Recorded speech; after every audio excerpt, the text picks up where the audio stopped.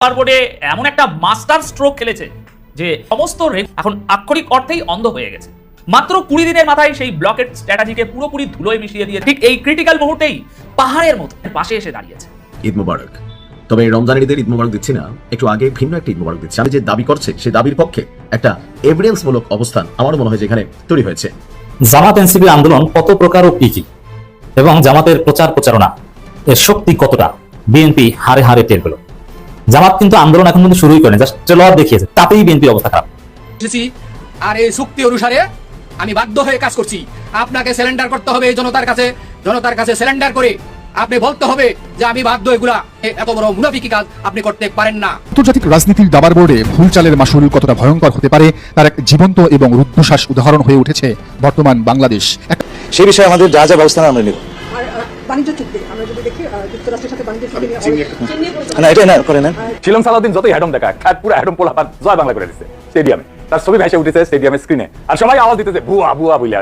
বিড়ালের মতো 100 বছর না বেঁচে আমি বাঘের মতো একদিন বেঁচে যাব। প্রশাসন চুরি করে বসে থাকুক না, আপনারা আমাদের মতো সাধারণ শিক্ষার্থীকে এভাবে যা ইচ্ছা তা ডিসিশন দিয়ে দেবেন, এটা তো আমরা মেনে নিব না। তারা তাদের দখল বাণিজ্যকে টিকিয়ে রাখার জন্য, তাদের আধিপত্য বিস্তারকে কায়েম করার জন্য তারা এই ধরনের ঘটনাগুলো করে।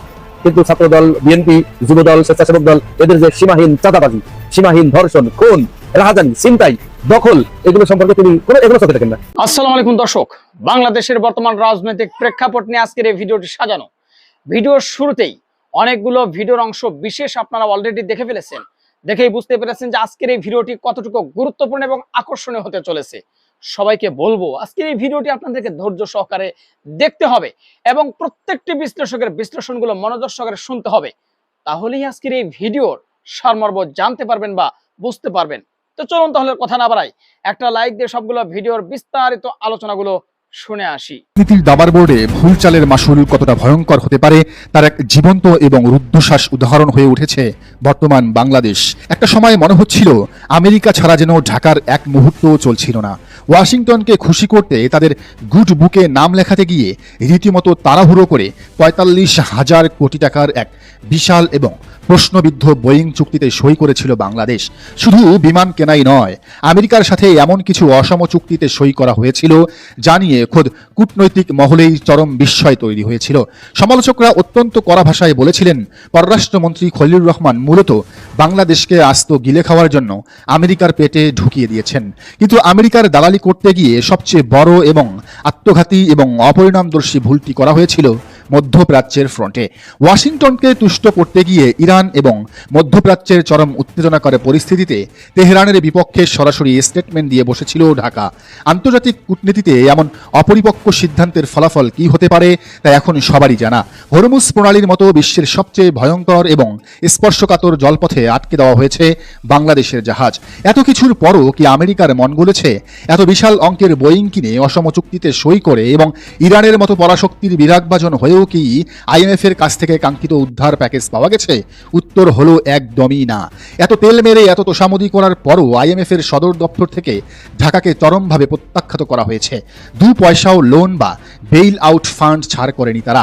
ওয়াশিংটন মূলত ঢাকাকে টিস্যু পেপারের মতো ব্যবহার করে ছুড়ে ফেলেছে। আর যখন বাংলাদেশের দিকে তাকাবেন তখন দেখবেন এক ভয়ঙ্কর অর্থনৈতিক মৃত্যুফাত।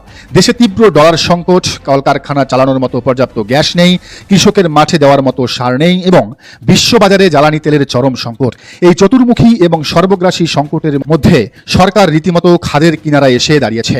রাজনৈতিক ও অর্থনৈতিক বিশ্লেষকরা অত্যন্ত স্পষ্টভাবে সতর্ক করে বলছেন, এই ডলার, গ্যাস, সার আর তেলের সংকট যদি আগামী কয়েক মাসের মধ্যে সামাল দেওয়া না যায় তবে ত্রয়োদশ জাতীয় সংসদ নির্বাচনে বিপুল ম্যান্ডেট নিয়ে ক্ষমতায় আসা এই সরকারের টিকে থাকাই মুশকিল হয়ে পড়বে। দেশে এক চরম জনরোষ এবং অরাজকতা তৈরি হওয়া এখন কেবলই সময়ের ব্যাপার। ঠিক এমন এক খাদের কিনারায় দাঁড়িয়ে পিঠ যখন আক্ষরিক অর্থেই দেয়ালে ঠেকে গেছে তখন খবর এলো এক আকস্মিক এবং চরম নাটকীয় কূটনৈতিক সফরের। যে চীনকে গত কয়েক মাস ধরে চরম অবজ্ঞা ও অবহেলা করে দূরে সরিয়ে রেখে কেবল আমেরিকার দালালি করেছিল সরকার, মাত্র 2 মাসের মাথাতেই নিজেদের অস্তিত্ব বাঁচাতে সেই চীনের কাছেই ধর্ণা দিতে বাধ্য হচ্ছে ঢাকা। 3 দিনের এক অত্যন্ত গুরুত্বপূর্ণ রাষ্ট্রীয় সফরে মঙ্গলবার দুপুরে বেইজিংয়ের উদ্দেশ্যে ঢাকা ত্যাগ করেছেন পররাষ্ট্রমন্ত্রী প্রধানমন্ত্রী খলিলুর রহমান। ত্রয়োদশ জাতীয় সংসদ নির্বাচনে বিএনপি সরকার গঠনের পর এটিই তার প্রথম আনুষ্ঠানিক চীন সফর। এই সফরে তার প্রধান সঙ্গী হিসেবে থাকছেন প্রধানমন্ত্রীর পররাষ্ট্র বিষয়ক উপদেষ্টা হুমায়ুন কবির। গত এপ্রিলের শুরুতেই ভারত সফর শেষ করেছিলেন পররাষ্ট্রমন্ত্রী। সেই সফরের মাত্র 1 মাসের ব্যবধানে হঠাৎ করে বেইজিংয়ে ছুটে যাওয়াকে নিছক কোনো রুটিন সফর হিসেবে দেখছেন না বিশ্লেষকরা।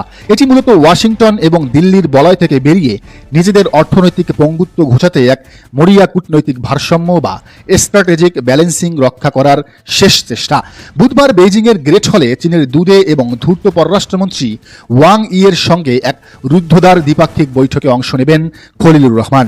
এই বৈঠকটি মূলত বাংলাদেশের জন্য ডু অর ডাই ম্যাচ।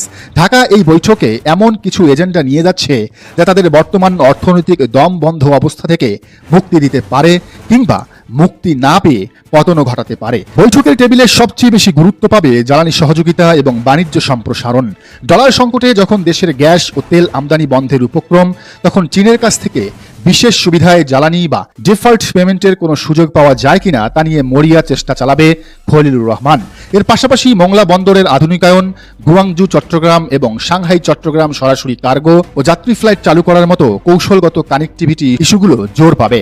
এমনকি চরম ডলার সংকটের এই সময়ে রপ্তানি আয় বাড়াতে চীনে সরাসরি কাঁঠাল রপ্তানির মতো কৃষিপণ্য বাণিজ্যের বিষয়গুলোকেও টেবিলে তোলা হবে। চীনের যেসব শ্রমঘন শিল্প বা ইন্ডাস্ট্রি এখন অন্যত্র সরিয়ে নেওয়ার প্রক্রিয়া চলছে, সেগুলোকে বাংলাদেশে স্থানান্তরের জন্য বিশেষ অর্থনৈতিক অঞ্চলের প্রস্তাবও দেওয়া হবে। আর বরাবরের মতোই রোহিঙ্গা সংকটের এক টেকসই সমাধানের জন্য বেইজিংয়ের সরাসরি চাপ প্রয়োগের বিষয়টিও উত্থাপন করবেন খলিলুর রহমান। শুধু অর্থনৈতিক অস্তিত্ব রক্ষাই নয়, আন্তর্জাতিক কূটনীতিতে নিজেদের অবস্থান শক্ত করতে জাতিসংঘ সাধারণ পরিষদের 81তম অধিবেশনের সভাপতি পদে বাংলাদেশের প্রার্থিতার পক্ষে চীনের ভেটো ক্ষমতা সম্পন্ন সমর্থনও জোরালোভাবে চাওয়া হবে এই বৈঠকে। কিন্তু চীন কি এত সহজে সব মেনে নিবে? যে দেশকে 2 মাস ধরে অবজ্ঞা করা হয়েছে, তারা কি বিনা স্বার্থে উদ্ধারকর্তা সাজবে? আন্তর্জাতিক রাজনীতিতে ফ্রি লাঞ্চ বলে কিছু নেই। চীন অত্যন্ত ঠান্ডা মাথায় এবং সুকৌশলে তাদের ঘুঁটি সাজিয়েছে। ওয়াং ই খুব ভালো করেই জানেন ঢাকা এখন চরম বিপদে আছে এবং তাদের বার্গেনিং পাওয়ার বা দর কষাকষি করার ক্ষমতা এখন শূন্যের কোঠায়। তাই এই সুযোগে চীনের অন্যতম বড় উন্নয়ন অংশীদার হিসেবে তারা তাদের নিজেদের স্বার্থগুলো কড়ায় গণ্ডায় আদায় করে নেবে। বেইজিং এই বৈঠকে সবচেয়ে বেশি চাপ দেবে তিস্তা মহাপরিকল্পনা বাস্তবায়নের উপর। ভারতের আপত্তির কারণে যে তিস্তা প্রজেক্ট দীর্ঘদিন ধরে ঝুলে আছে, চীন এখন সেটি তাদের হাতে তুলে দেওয়ার জন্য ঢাকাকে এক প্রকার বাধ্য করতে পারে। একই সাথে শি জিনপিং এর স্বপ্নের বেল্ট অ্যান্ড রোড ইনিশিয়েটিভ এবং গ্লোবাল ডেভেলপমেন্ট ইনিশিয়েটিভের আওতায় বাংলাদেশকে আরো গভীরভাবে যুক্ত করার জন্য কৌশলগত চুক্তি সইয়ের প্রস্তাব দেবে। ঢাকা যদি চীনের কাছ থেকে অর্থনৈতিক লাইফলাইন চায়, তবে তাদের চীনের এই মেগা প্রজেক্টগুলোর বলয়ে প্রবেশ করা ছাড়া আর কোনো বিকল্প থাকবে না। পররাষ্ট্রমন্ত্রী খলিলুর রহমানের এই সফরটি মূলত একটি গ্রাউন্ড ওয়ার্ক বা মাঠ প্রস্তুত করার কাজ। এই রুদ্ধদ্বার বৈঠকেই নির্ধারিত হবে পরবর্তী এবং সবচেয়ে বড় ভূরাজনৈতিক চাল। জানা গেছে ওয়াং ই এর সাথে এই বৈঠকেই প্রধানমন্ত্রী তারেক রহমানের একটি অত্যন্ত হাই প্রোফাইল সম্ভাব্য চীন সফর নিয়ে চূড়ান্ত আলোচনা হওয়ার কথা রয়েছে। সবকিছু ঠিকঠাক থাকলে ধারণা করা হচ্ছে আগামী জুনের মাঝামাঝি থেকে জুলাইয়ের প্রথমার্ধের মধ্যে প্রধানমন্ত্রী তারেক রহমান বেইজিংয়ের রেড কার্পেটে পা রাখতে পারেন। আমেরিকার উপর অতি নির্ভরশীলতা যে একটি রাষ্ট্রকে কতটা অসহায় এবং খাদের কিনারায় ঠেলে দিতে পারে, ঢাকা আজ তার সবচেয়ে বড় প্রমাণ। অস্তিত্বের এই চরম সংকটে বেইজিংয়ের ড্রাগন কি ঢাকাকে উদ্ধার করবে, নাকি নতুন কোনো ভূরাজনৈতিক ঋণ ফাঁদে আটকে ফেলবে? তিস্তার পানি, বোয়িংয়ের ঋণ আর হরমুজের আটকে পড়া জাহাজের এই ভয়ঙ্কর ত্রিভুজে আটকে পড়া বাংলাদেশের আগামী দিনগুলো যে এক চরম শ্বাসরুদ্ধকর পলিটিক্যাল থ্রিলারের জন্ম দিতে যাচ্ছে তা এখন দিবালোকের মতোই স্পষ্ট। দিল্লির ভ্রুকুটি আর ওয়াশিংটনের প্রতারণা এড়িয়ে বেইজিংয়ের এই নতুন সমীকরণেই হয়তো নির্ধারণ করে দেবে বর্তমান সরকারের, তারেক রহমানের সরকারের, বিএনপির সরকারের চূড়ান্ত ভাগ্য। 1991 সালে বেগম খালেদা জিয়ার নেতৃত্বে বিএনপি সরকার গঠন করার পরে ছাত্রদল ঢাকা বিশ্ববিদ্যালয় ক্যাম্পাস দখলে নেবার জন্য যে নারকীয় তাণ্ডব চালিয়েছিল, এই তাণ্ডবের একটা ঢেউ লেগেছিল শামসুন্নাহার হলে। শামসুন্নাহার হলের এই ঘটনা সারা বাংলাদেশে হতবাক করে দিয়েছিল। ছাত্রদলের নেতাকর্মীরা হলের ভিতরে জোরপূর্বক ঢুকে ছাত্রীদের শ্লীলতাহানি, তাদের সাথে অশোভন আচরণ, অঙ্গভঙ্গি, এমনকি ধর্ষণের মতো ঘটনা ঘটায়। সেটা নিয়ে সারা দেশ প্রতিবাদ এবং তোলপাড়ে ফেটে পড়ে।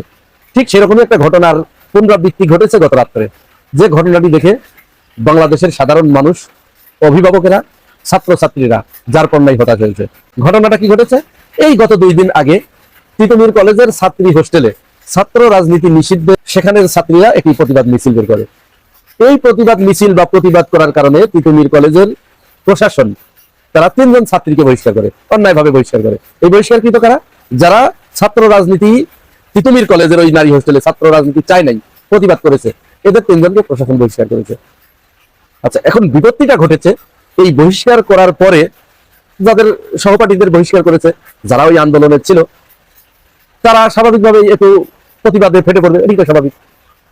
এই মেয়েরা প্রতিবাদ করেছে ওই 3 জন ছাত্রীকে বহিষ্কার করার প্রতিবাদে একটা প্রতিবাদ সমাবেশ বা মিছিল বা বিক্ষোভ, যাই হোক, হল রুমের সামনে, ছাত্রী হলের সামনে করেছে। এর কিছুক্ষণের ভিতরেই তিতুমির কলেজের যে ছাত্র দলের ছেলেপেলেগুলো আছে তারা হলের ভিতরে ঢুকে পড়ে এবং ছাত্রীদের দিকে আস্তে আস্তে তারা এগিয়ে আসে। ভয়ঙ্কর ব্যাপার, একটু খেয়াল করবেন। কিন্তু ছাত্রদল কেন হঠাৎ করে সারা বাংলাদেশের বিশ্ববিদ্যালয়গুলোতে এই ধরনের কাণ্ড কারখানাগুলো তারা ঘটানোর চেষ্টা করছে এবং অনেকটা পায়ে পাড়া দিয়ে তারা একটা কেওয়াস বাঁধানোর চেষ্টা করছে, এটি কিন্তু প্রত্যেকের কাছে পরিষ্কার। তারা তাদের দখল বাণিজ্যকে টিকিয়ে রাখার জন্য, তাদের আধিপত্য বিস্তারকে কায়েম করার জন্য তারা এই ধরনের ঘটনাগুলো ঘটাচ্ছে। এখন এখানে তারা ছাত্রীদের দিকে যেভাবে তেড়ে আসলেন এবং মব করতে করতে যে এগিয়ে আসলেন, এগিয়ে এসেই শুধু ক্ষান্ত হন নাই, মেয়েরা তখন আস্তে আস্তে ছাত্রী হোস্টেলের দিকে যখন ফিরে আসছে ওদের দেখে, কারণ এদের মনে তো ভয় আছে, প্রত্যেকেই 92 সালের ওই ক্ষত কেউ তো ভুলতে পারে নাই, প্রত্যেকের ভিতরে এই ক্ষতের দাগ এখনো দগদগ করে জ্বলছে। মেয়েরা একটু পিছিয়ে আসছে। ছাত্র দলের একটা ছেলে, দেখুন তার ভাষাটা একটু শুনুন, সে কি বলছে মেয়েদেরকে, ভিডিওটা একটু দেখুন।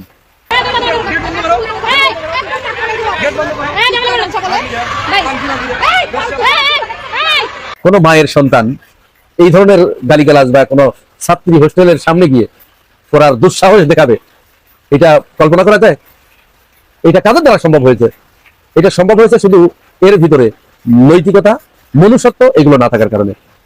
মনুষ্যত্ব, বিবেকবোধ সম্পূর্ণ কোনো মানুষ, কোনো ছেলে বিশ্ববিদ্যালয়ে পড়তে গিয়ে নারীর সাথে এই ধরনের আচরণ করতে পারে? আমরা ইদানিং সম্প্রতি দেখছি জাহাঙ্গীরনগর বিশ্ববিদ্যালয়ের এক নারী, তিনি এতটাই নারী অধিকারের প্রতি সচেষ্ট যে পোলাওকে কেন মরক পোলাও বলা হয়, কেন সেটাকে মুরগি পোলাও বলা হচ্ছে না, এখানেও তিনি জেন্ডার ডিসক্রিমিনেশন খুঁজে পাচ্ছেন। এগুলো আসলে মাথায় সমস্যা হয়ে গেলে তখন তার অন্য কোনো কিছু বলা থাকে না। তো এই নারী, তিনি এখন এগুলো শুনবেন না, দেখবেন না। তার এখন অন্যতম একজন সহযোগী আছে, জি টিভিতে বসে যিনি মুখ ইনিয়ে বিনিয়ে ঘুরিয়ে পেঁচিয়ে, যিনি সমস্ত কিছু বাদ দিয়ে সবকিছু না দেখে কাঠের চশমা পরে তিনি শুধু অন্যদের দোষ খুঁজে পান, আর ছাত্রদল বিএনপি এদের দোষ মোটে কোনো দোষ খুঁজে পান না। এবং সারা দেশে কে কোথায়, বিএনপি এবং ছাত্রদলের বাইরে কে কোথায় একটু জোরে কাশি দিল, একটু জোরে দূষিত বায়ু ছাড়লো, এটা নিয়ে তিনি টকশোতে বসে যান। কিন্তু ছাত্রদল, বিএনপি, যুবদল, স্বেচ্ছাসেবক দল এদের যে সীমাহীন চাঁদাবাজি, সীমাহীন ধর্ষণ, খুন, রাহাজানি, ছিনতাই, দখল, এগুলো সম্পর্কে তিনি কোনো এগুলো চোখে দেখেন না। এবং নারীদের যে শ্লীলতাহানি করা হয়, নারীদের যে এইভাবে গালিগালাজ করা হয়, এটিও ওই 2 নারীবাদী তিনি চোখে দেখেন না, শুনতে পান না। এরা যখন বলে যে তারা নারীর অধিকার নিয়ে কথা বলছে, তখন এদের সন্দেহ করার যথেষ্ট কারণ আছে। যাই হোক, এই যে ছেলেটা নারীদেরকে এইভাবে গালিগালাজ করলো, এদের সাহসের উৎস কোথায়? সাহসের উৎস তো দরকার। এই সাহসের উৎস এমন একটা জায়গায় ও জানে যে ওর কিচ্ছু হবে না। এই তিতুমির কলেজের এই নারীদের শুধু গালিগালাজ কেন? গালিগালাজ তো মামুলি ব্যাপার ওদের জন্য। যদি এইখানে সবাই মিলে এসে উপর উপরে এদেরকে রেপ করে, তবুও এদের কোনো বিচার হবে না, কারণ এদের ক্ষমতার একটা উৎস আছে। কোথায় উৎস? এই দেখুন তার উৎসটা কোথায়, দেখুন তো ছবিটা কার সাথে। সন্ত্রাসী মনোভাবাপন্ন ছাত্রদেরকে এই জাতীয় লোকগুলো শেল্টার দেয়, তাদেরকে পেট্রোনাইজ করে এবং তাকে আবার পেট্রোনাইজ করে আরেকটু উপর থেকে। তখন সে তো নারী কেন, পৃথিবীর কোনো কিছুকেই তো সে তোয়াক্কা করবে না, এটাই স্বাভাবিক ব্যাপার। শুধু তাই নয়, তাদের যে ক্ষমতার কেন্দ্রবিন্দু এবং তাদের যে বিচারহীনতার সংস্কৃতি, তারা যা কিছু করে পার পেয়ে যেতে পারে, এর আরো একটা উদাহরণ আমি দেই।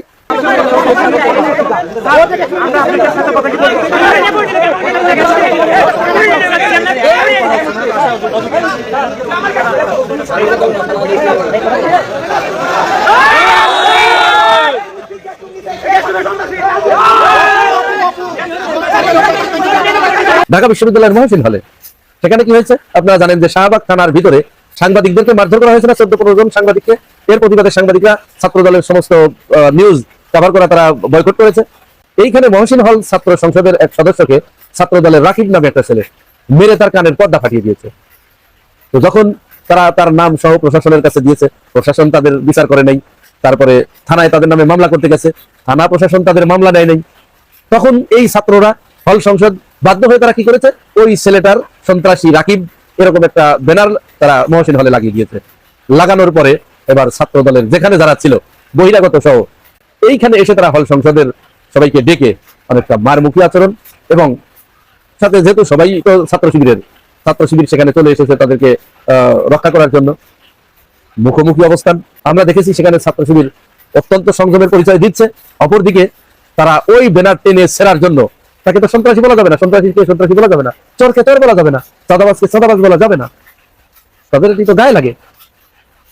তারা ওই ব্যানার টেনে ছিঁড়তে না দিলে তাদেরকে মেরে রাত্রেই হল থেকে বের করে দেবে, এরকম একটা ব্যাপার সেটা।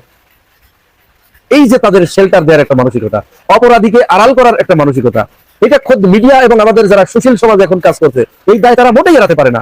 এই যে গত কয়েকদিন ধরে আমরা দেখছি ছাত্র দলের অব্যাহতভাবে সন্ত্রাস চালানো, আধিপত্য কায়েম করার জন্য সারা দেশে যে জোরপূর্বক এই ধরনের ঘটনাগুলো ঘটানো হচ্ছে, মারামারির ঘটনা ঘটছে, এইগুলোকে জাস্টিফাই করছে কারা, এইগুলোকে আড়াল করার চেষ্টা করছে কারা, তাদেরকে শেল্টার দিতে চেষ্টা করছে কারা?